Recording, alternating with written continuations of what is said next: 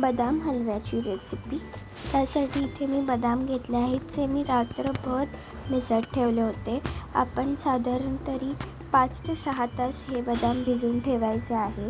त्यानंतर सकाळी उठल्यावर मी हे एक जास्तीत जास्त 5 ते 10 मिनटं तरी एका गरम पाण्यामध्ये उकळी द्यायची आहे, कारण उकळी दिल्यानंतर ते खूप इझिली किंवा सोप्या पद्धतीत त्याची साल निघाली जाते।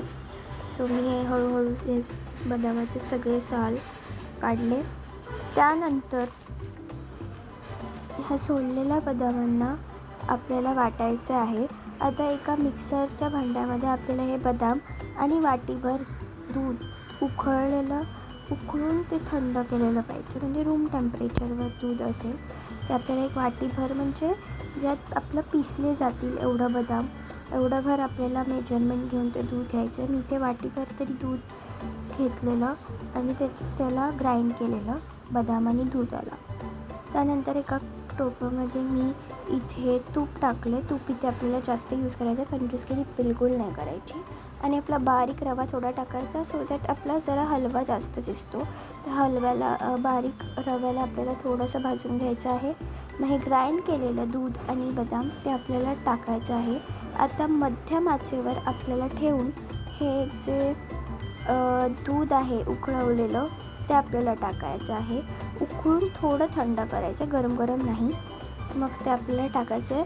आता इथे मी माझे जेवढं बदाम होते त्या अंदाजावर मी दूध घेते आहे, तर आपण आपलं जेवढे बदाम असेल त्या अंदाजे दूध घ्या। त्याच्यानंतर मी एका थोड्याशा दुधामध्ये केसर भिजत ठेवलेलं ते मी टाकलं, त्याच्यामुळे आपल्याला मस्त पिवळा रंग आणि फ्लेवरसुद्धा केसरचा उतरतो। सो आपलं ऑप्शनल आहे केसर टाकणं। सो ते प्रॉपर मिक्स करत राहायचं आहे।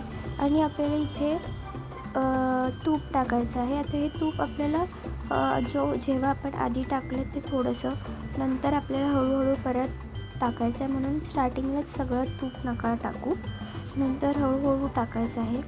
त्यानंतर मी इथे वेलची टाकली आहे, त्याच्यामुळे आपला हलवा जरा टेस्ट येते हलव्याला। बदाम हलव्याचा हा सगळा खेळ आपल्याला पूर्ण कन्सिस्टन्सी कशी होते त्यावर डिपेंड आहे। सो आपल्याला ते प्रॉपर मिक्सच करत राहायचं, ते स्टिक नाही व्हायला पाहिजे। अशी कन्सिस्टन्सी एक 10 ते 15 मिनटानंतर झाली पाहिजे। त्यानंतर आपल्याला शेवटला साखर टाकायची आहे। आता साखर आपल्याला किती हवं आहे त्यानुसार आहे। सो मी इथे माझ्या हलव्याच्यानुसार मी एवढं प्रमाण साखरचं टाकले, 3 चमचे। सो इथे साखर वितळायला पाहिजे। साखर वितळल्यावर तर त्याची थोडी कन्सिस्टन्सी पातळ होऊन जाते। सो नंतर परत आपल्याला ते थोडं हलव्याच्या टेक्स्चरमध्ये कन्वर्ट करायचं आहे। सो आपल्याला मिक्स करत राहावं लागेल। सो येस, हे सगळं मीडियम गॅसवर करायचं। आणि इथे बघत असाल तुम्ही, मी तूप मध्ये ॲड करते। स्टार्टिंगलाच सगळं तूप नाही ॲड करायचं आहे, मध्ये तूप ॲड करायचं आहे। आणि इथे आपल्याला तुपाची कमी नाही करायची। तूप हे आपल्याला जास्त ॲड केलं तर खूप छान होतं। सो असं टोप किंवा आपली जी कढाई आहे ते सोडली पाहिजे त्या हलव्याने, तेव्हा समजून जायचं आपला हलव्याचं टेक्स्चर प्रॉपर झाला आहे किंवा रेडी झाला आहे हलवा। सो आपल्याला हे प्रॉपर मिक्स करायचं आहे। मिक्स खूप वेळा मिक्स करत राहायचं आहे, नाहीतर ते स्टिक होऊन जाईल आपल्या टोपाला किंवा कढईला। सो एक 15 ते 20 मिनटानंतर आपला हलवा असा रेडी आहे। थँक्यू।